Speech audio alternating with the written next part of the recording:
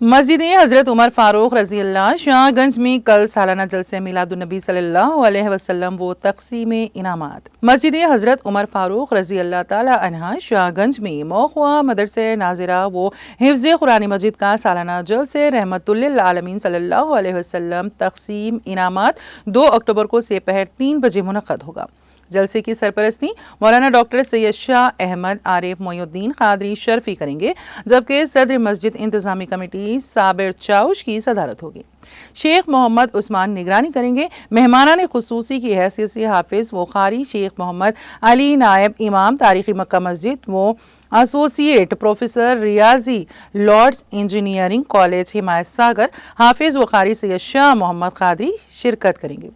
حافظ و قاری سید شاہ محمد علیم الدین حسینی قادری شرفی امام مسجد حاضہ، حافظ و قاری مرزا نواز بیگ امام مسجد حاضہ و خطیب مسجد شہامت جنگ کا خصوصی خطاب ہوگا۔ جلسے میں جاریہ سال ناظرہ قرآن مجید کی تکمیل کرنے والے طلبہ و طالبات میں انعامات کی تقسیم عمل میں آئے گی۔